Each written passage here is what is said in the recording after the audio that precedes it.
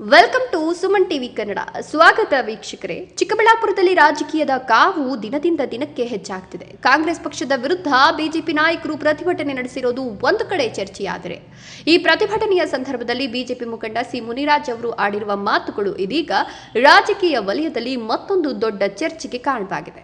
ಅಷ್ಟಕ್ಕೂ ಸಿ ಮುನಿರಾಜ್ ಅವರು ಯಾರಿಗೆ ಏನು ಹೇಳಿದ್ದಾರೆ, ಯಾಕೆ ಇಷ್ಟು ಖಡಕ್ ಆಗಿ ಮಾತನಾಡಿದ್ದಾರೆ, ಇದಕ್ಕೆ ಶಾಸಕ ಪ್ರದೀಪ್ ಈಶ್ವರಿಂದ ಯಾವ ರೀತಿಯ ಪ್ರತಿಕ್ರಿಯೆ ಬರಬಹುದು? ಬನ್ನಿ ಇವತ್ತಿನ ಈ ವಿಶೇಷ ವರದಿಯಲ್ಲಿ ಸಂಪೂರ್ಣ ವಿಚಾರವನ್ನು ತಿಳಿದುಕೊಳ್ಳೋಣ. ವೀಕ್ಷಕರೇ, ಚಿಕ್ಕಬಳ್ಳಾಪುರದಲ್ಲಿ ಕಾಂಗ್ರೆಸ್ ಮತ್ತು ಬಿಜೆಪಿ ನಡುವಿನ ರಾಜಕೀಯ ವಾಕ್ಸಮರ ಹೊಸದೇನಲ್ಲ. ಆದರೆ ಈ ಬಾರಿ ಬಿಜೆಪಿ ಮುಖಂಡ ಸಿ ಮುನಿರಾಜ್ ಅವರು ಶಾಸಕ ಪ್ರದೀಪ್ ಈಶ್ವರ್ ಅವರನ್ನ ನೇರವಾಗಿ ಪ್ರಶ್ನಿಸಿರುವ ರೀತಿ ಇದೀಗ ರಾಜಕೀಯ ಚರ್ಚೆಗೆ ಗ್ರಾಸವಾಗಿದೆ. ಮುನಿರಾಜ್ ಅವರು ಮಾತನಾಡ್ತಾ ಪ್ರದೀಪ್ ಈಶ್ವರ್ ಅವರ ಗೆಲುವಿನ ಬಗ್ಗೆ ಪ್ರಶ್ನೆಗಳನ್ನು ಎತ್ತಿದ್ದಾರೆ.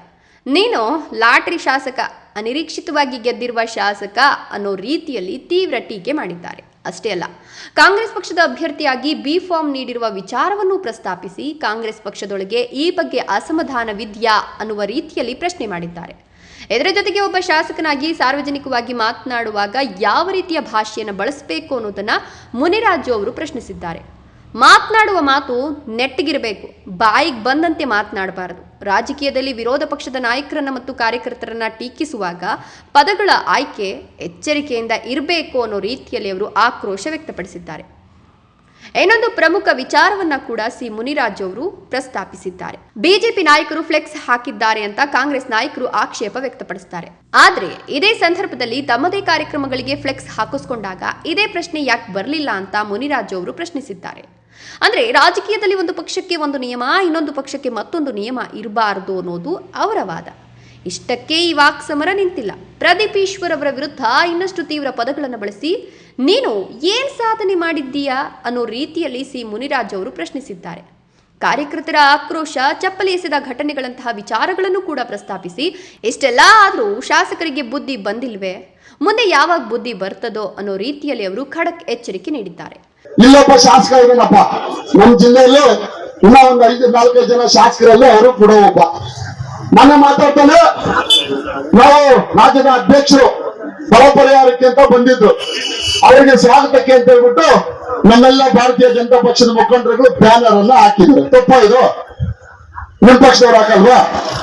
ಇವೊಬ್ಬ ಶಾಸಕ ನಾಮರ್ದ ಬಿಜೆಪಿ ಅವರು ಅಂತಾನಲ್ಲ, ಇವನು ಹೇಳ್ತಾಗೆ ಇವನು ನಾನ್ ನೇರವಾಗಿ ಬೈತೀನಿ, ಇವನು ಅಲರ್ಟ್ ಪಿ ಶಾಸಕ, ನಾನೇ ಹೇಳ್ತೀನಿ ನೇರವಾಗಿ. ಯಾಕೆಂದ್ರೆ ಇವತ್ತು ಒಬ್ಬ ಸಮಾಜದಲ್ಲಿ ಗೌರವ ಕೊಡ್ಬೇಕು.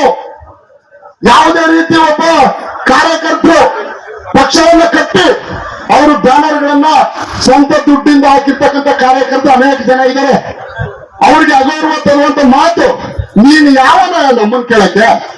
ನಿನಗೆ ತಾಕತ್ತಿದ್ರೆ ಮೊನ್ನೆ ಇಂಡಿಪೆಂಡೆನ್ಸ್ ಡೇಗೆ ನಿಮ್ಮ ಮಂತ್ರಿಗಳು ಬಂದಿದ್ರಲ್ಲ, ಸುರೇಶ್ ಅವರು, ವ್ಯಕ್ತಿ ಸುರೇಶ್ ಅವರು, ಅವತ್ತು ಇಡೀ ರಾಜಬೀದಿಯಲ್ಲಿ ಹಾಕಿದ್ರಲ್ಲ ನೀವೆಲ್ಲ ಪೂರ್ತಿ ಬ್ಯಾನರ್ಗಳು.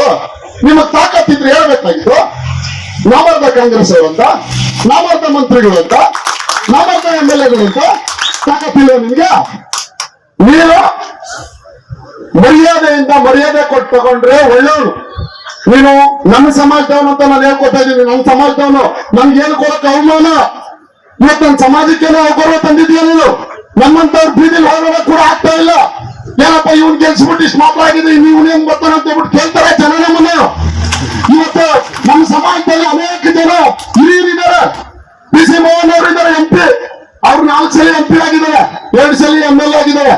ಸೀತಾರಾಮ್ ಅವರು ಇದ್ದಾರೆ, ಅವರು MLA ಆಗಿದ್ದಾರೆ, MLC ಆಗಿದ್ದಾರೆ, ಮಿನಿಸ್ಟರ್ ಆಗಿದ್ದಾರೆ. ಜಯರಾಮ್ ಅವರು ಇದ್ದಾರೆ, ಅವರು MLA ಆಗಿದ್ದಾರೆ. ಧರ್ಮಾಧಿಕಾರಿಗಳವರು ಎಲ್ಲಾ ಜನಾಂಗನ ಜೋಡಿಸ್ಕೋತಾರೆ ಅವರು. ಅದ್ರ ಜೊತೆ ರಕ್ಷಾರಾಮಯ್ಯ ಕೂಡ ಮನೆ ನಿಂತ್ಕೊಂಡ್ರೆ ಎಲ್ಲ ಮಾತಾಡ್ತಾನ. ಸಂಪೇಂದ್ರ ಅವರು ಕೂಡ ಏನಾರ ಮಾತಾಡ್ತಾರೆ, ಅವರು MLA ಆಗಿದ್ರು. CR ಮನೋಹರ್ ಅವರು MLC ಆಗಿದ್ರು ಈ ಭಾಗದಲ್ಲಿ. ಮನೋಹರ್ ತಹಸೀಲ್ದಾರ್ ಅವರಾಗಿದ್ದು. ಅನೇಕ ಜನ ಪರಿಚಯರು ಕೂಡ ಅನೇಕ ಅರವಿಂದ್ ದೇವರಾಜ್ ಅವರಾಗಿದ್ರು. ಕಾಂಗ್ರೆಸ್ ಪಕ್ಷದಿಂದ ಅನೇಕ ಜನ ಆಗಿದ್ದಾರೆ. ಅವ್ರ ಕಾಲ್ ಕೆಳಗಳು ಒಂದ್ಸಲಿ ನುಗ್ಗಿಬಿಟ್ಟು ಬಂದ್ಬಿಡೋದು. ನೀವು ಅವ್ರು ಯಾವ ತರ ಮಾತಾಡಿದ್ರೆ ನಿಮಗೆ ಈ ರೀತಿ ಹೇಳಿಕೆಗಳು ಕೊಡೋದು ಬಿಟ್ಬಿಟ್ಟು ಮೊನ್ನೆ ತಾನೇ ಕೆರದಲ್ಲಿ ಹೊಡ್ಸ್ಕೊಂಡಿದ್ದೀಯ ಜನರ ಕೈಯಲ್ಲಿ ಕುಮಾರಸ್ವಾಮಿ ಮಾತಾಡೋದು. ನಿಜ ತಾನೆ? ಮೊನ್ನೆ ತಾನೆ, ಜಾಸ್ತಿ ದಿನನೂ ಆಗಿಲ್ಲ. ಒಟ್ಟೆ ತಿರ್ಗ ಒಟ್ಟೆ ಏನ್ ಹೇಳಿಕೆ ಬಂದಾಗ ನಿಮ್ಗೆ ಇಷ್ಟ ಬಂದಾಗೆಲ್ಲ ಮಾತಾಡೋದು ಅಂತನಾ? ನಿಮ್ ಮನೆಯಲ್ಲಿ ಏನಾದ್ರು ಹಸುಗಳು ಸರ್ ನಾವು ಇಲ್ಲ ನಿಮ್ಮ ಮನೆಯಲ್ಲಿ ಕುಡಿಗಳು ನಡೆಸ್ತೀವ, ನಿಮ್ಮ ಮನೆಯಲ್ಲಿ ಏನಾದ್ರು ಒಂದು ಊಟಕ್ಕೆ ಏನಾದ್ರು ಬರ್ತೀವ ನಾವು ಬರ್ತೇವೆ. ನಿನಗೆ ಬಿ ಫಾರಂ ಕೊಟ್ಟಿದಾರಲ್ಲ ಕಾಂಗ್ರೆಸ್ನವರು, ಅವರೇ ಅನ್ಕೊಂತಾರೆ ಎಂತವನಿಗಪ್ಪ ಕೊಟ್ಟಿದೀವಿ ಅಂತ. ಇಂದ ಒಂದು ಭಾಷೆ ಅಂತಾರೆ, ಎಂತ ನನ್ನ ಮಗನು ಕೊಟ್ಟಿದೀವಿ ಅಂತ ಕೂಡ ಅವರೇ ನನ್ನ ಜೊತೆ ಎಷ್ಟೋ ಸಲ ಹೇಳಿದ್ರು. ನೀವು ಅರ್ಥ ಮಾಡ್ಕೋಬೇಕು, ನೀನು ನಾ ಮಾಡ್ತಾನ ನಾವು ನಾ ಮಾಡ್ತಾನ. ಇವತ್ತು ಬ್ಯಾನರ್ಗಳು ಕಟ್ಸಿದೆಯಲ್ಲ ನೀನು, ಇವತ್ತೇನ್ ಮಾಡ್ತಾ ಇದೀಯ? ನಿಂದೇ ಫೋಟೋ ಹಾಕಿದ್ದಾರೆ, ಚಿಕ್ಕಬಳ್ಳಾಪುರ ಬರ್ಕೊಟ್ಬಿಡಿದ ನಿಮಗೆ. ಇವತ್ತು ನಮ್ಮ ಭಾರತೀಯ ಜನತಾ ಪಕ್ಷ ಸರ್ಕಾರದಲ್ಲಿ ಇಡೀ ರಾಜ್ಯದಲ್ಲಿ ಸುತ್ಕೊಂಡು ಕೆಲಸ ಮಾಡಿಕೊಂಡು ಯಡಿಯೂರಪ್ಪನವ್ರ ಸರ್ಕಾರದಲ್ಲಿ ಒಳ್ಳೆ ಆರೋಗ್ಯ ಸಚಿವರಾಗಿ ಅವ್ರು ಆ ಕಡೆ ಗಮನ ಕೊಟ್ಟು ಅನೇಕ ಯೋಜನೆಗಳನ್ನು ತಂದು ಈ ಕಡೆ ಮೆಡಿಕಲ್ ಹಾಸ್ಪಿಟ್ಲು, ಡೈರಿ ಮಾರ್ಕೆಟ್, ಅನೇಕ ಯೋಜನೆಗಳ ಕೆರೆಗಳಿಗೆ ನೀರು ತಂದು ನೀನು ಕೆರೆ ನೀರು ಬಿಟ್ಟಿರೋದನ್ನ ನೀನೇನ ಬಿಟ್ಟರು ನೋಡೋಣ, ನೀನ್ ಹೋಗ್ತಾ ನೋಡೋಣ. ಡಿಸಿ ಆಫೀಸ್ ಇದನ್ನೆಲ್ಲ ಮಾಡಿಸ್ಕೊಂಡ್ ಬಂದಿರ್ತಕ್ಕಂಥ ನಮ್ ಸುಧಾಕರ್ ಅಣ್ಣವರು ಏನೋ ಯಾಮಾರಿದ್ರು, ಸ್ವಲ್ಪ ಯಾಮಾರಿದಕ್ಕೆ ನೀನು ಅಳಕ್ ಶಾಸಕರಾಗ್ಬಿಟ್ಟಾರೆ. ಅಷ್ಟೇನೇನು ಲಾಟ್ರಿ ಏನಿಲ್ಲ, ಕಷ್ಟಪಟ್ಟಿದ್ದಿಲ್ಲ, ಗುದ್ಲಿ ತೆಗೆದುಕೊಂಡು ಆಗ್ತಿದ್ದಿಲ್ಲ, ಏನಿಲ್ಲ. ನೀನು ಮುಂದಕ್ಕೆ ಗೊತ್ತಾಗುತ್ತಲ್ಲ ನಿನಗೆ. ನೀನು ಮಾನ ಮರ್ಯಾದೆ ಇದ್ರೆ ಬೇರೆಯವ್ರನ್ನ ಮಾತಾಡೋದ್ ಬಿಟ್ಬಿಡು, ಕೆಲಸ ಮಾಡು. ಮಕ್ಕಳಿಗೆ ಡಿಗ್ರಿ ಮಾಡಿಸ್ತೀನಿ ಅನ್ನೋದು, ಅವ್ರು ಡಾಕ್ಟರ್ ಮಾಡಿಸ್ತೀನಿ ಅನ್ನೋದು, ಅವ್ರ ಇಂಜಿನಿಯರ್ಗಳು ಮಾಡಿಸ್ತೀನಿ, ಪುಕ್ಷಾಟೆ ಮಾಡಿಸ್ತೀನಿ ನೀನು, ಅವ್ರಿಗೆ IAS ಮಾಡಿಸ್ತೀನಿ ಅನ್ನೋದು, ಇವೆಲ್ಲ ಮಾಡಿಸಿದ್ದೆ ನಾನು. ಇಂತ ಮಾತುಗಳು ಆಡ್ತೀಯಲ್ಲ ನೀನು, ಏನ್ ಸಂಸಾರ ಮಾತುಗಳು, ಸ್ವಂಟದ ಕಡೆಗೆ ಮಾತುಗಳು ನಮಗೂ ಬರುತ್ತೇಡ, ನಮಗೂ ಬರುತ್ತೆ. ನಾವು ಅಲ್ಲಿಂದ ಬಂದಿರ್ತಕ್ಕಂಥವ್ರು, ನಾವು ಬಡವ್ರ ಮಕ್ಕಳು, ನೀನು ಒಬ್ರೇ ಅಲ್ಲ. ಇದೆಲ್ಲ ತಿಳ್ಕೊಂಡು ಮಾತಾಡು. ಇದೀಗ ವೀಕ್ಷಕರೇ, ಈ ಮಾತುಗಳೇ ಚಿಕ್ಕಬಳ್ಳಾಪುರ ರಾಜಕೀಯದಲ್ಲಿ ದೊಡ್ಡ ಚರ್ಚೆಗೆ ಕಾರಣವಾಗಿದೆ. ಯಾಕಂದ್ರೆ ಒಬ್ಬ ಶಾಸಕ ಅಂದ್ರೆ ಕೇವಲ ಒಬ್ಬ ವ್ಯಕ್ತಿಯಲ್ಲ, ಅವರ ಮಾತುಗಳನ್ನ ಸಾವಿರಾರು ಜನರು ಕೇಳ್ತಾರೆ. ಅವರ ಹೇಳಿಕೆಗಳು ಸಾರ್ವಜನಿಕವಾಗಿ ದೊಡ್ಡ ಪರಿಣಾಮ ಬೀರುತ್ತವೆ. ಹೀಗಾಗಿ ಶಾಸಕರಾಗಿರುವವರು ಸಾರ್ವಜನಿಕವಾಗಿ ಮಾತನಾಡುವಾಗ ಭಾಷೆಯ ಬಳಕೆಯಲ್ಲಿ ಹೆಚ್ಚು ಜವಾಬ್ದಾರಿಯಿಂದ ನಡೆದುಕೊಳ್ಬೇಕು ಅನ್ನೋದು ಒಂದು ವರ್ಗದ ಜನರ ಅಭಿಪ್ರಾಯ. ಅದೇ ಸಮಯದಲ್ಲಿ ಪ್ರತಿಪಕ್ಷದ ನಾಯಕರು ಕೂಡ ರಾಜಕೀಯ ಟೀಕೆ ಮಾಡುವಾಗ ವೈಯಕ್ತಿಕ ನಿಂದನೆಗೆ ಹೋಗದೆ ವಿಚಾರಾಧಾರಿತವಾಗಿ ಪ್ರಶ್ನೆ ಮಾಡಬೇಕು ಅನ್ನೋ ಅಭಿಪ್ರಾಯವೂ ಕೇಳಿ ಬರ್ತಿದೆ. ಹಾಗಾದ್ರೆ ಈಗ ಚಿಕ್ಕಬಳ್ಳಾಪುರದ ರಾಜಕೀಯ ಯಾವ ದಿಕ್ಕಿಗೆ ಸಾಗ್ತಿದೆ? ಕಾಂಗ್ರೆಸ್ ವಿರುದ್ಧ ಬಿಜೆಪಿ ಪ್ರತಿಭಟನೆ, ಬಿಜೆಪಿ ನಾಯಕರ ಆಕ್ರೋಶ, ಶಾಸಕ ಪ್ರದೀಪ್ ಈಶ್ವರ್ ವಿರುದ್ಧ ಸಿ ಮುನಿರಾಜು ಅವರ ನೇರವಾಗಿ ದಾಳಿ ಮತ್ತು ಈ ಮಾತುಗಳಿಗೆ ಶಾಸಕ ಪ್ರದೀಪ್ ಈಶ್ವರ್ ಅವರು ಮುಂದೆ ಯಾವ ರೀತಿಯಲ್ಲಿ ಉತ್ತರ ಕೊಡ್ತಾರೆ ಅನ್ನೋದು ಇದೀಗ ಕುತೂಹಲ ಮೂಡಿಸಿದೆ. ರಾಜಕೀಯದಲ್ಲಿ ಟೀಕೆ ಮತ್ತು ಪ್ರತಿ ಟೀಕೆ ಸಹಜ, ಆದರೆ ಜನರಿಗೆ ಬೇಕಾಗಿರೋದು ಅಭಿವೃದ್ಧಿ, ಸಮಸ್ಯೆಗಳಿಗೆ ಪರಿಹಾರ ಮತ್ತು ಜನಪರ ಕೆಲಸ. ಚಿಕ್ಕಬಳ್ಳಾಪುರದ ಜನರು ಕೂಡ ಈಗ ಇದೇ ಪ್ರಶ್ನೆಯನ್ನ ಕೇಳ್ತಿದ್ದಾರೆ.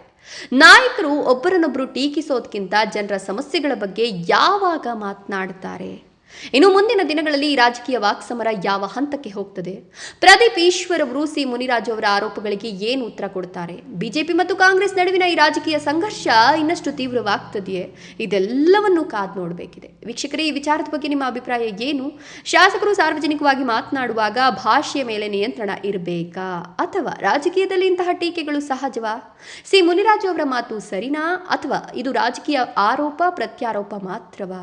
ನಿಮ್ಮ ಅಭಿಪ್ರಾಯವನ್ನು ಕಮೆಂಟ್ ಮೂಲಕ ತಿಳಿಸಿ. ಇಂತಹ ಸ್ಥಳೀಯ ರಾಜಕೀಯದ ನೇರ ಸುದ್ದಿಗಳು, ಜನರ ಸಮಸ್ಯೆಗಳು ಮತ್ತು ವಿಶೇಷ ವರದಿಗಳಿಗಾಗಿ ಸುಮನ್ ಟಿವಿ ಕನ್ನಡವನ್ನು ಸಬ್ಸ್ಕ್ರೈಬ್ ಮಾಡಿ, ವಿಡಿಯೋವನ್ನು ಲೈಕ್ ಮಾಡಿ, ನಿಮ್ಮ ಸ್ನೇಹಿತರಿಗೂ ಶೇರ್ ಮಾಡಿ. ಇದು ಸುಮನ್ ಟಿವಿಗಾಗಿ.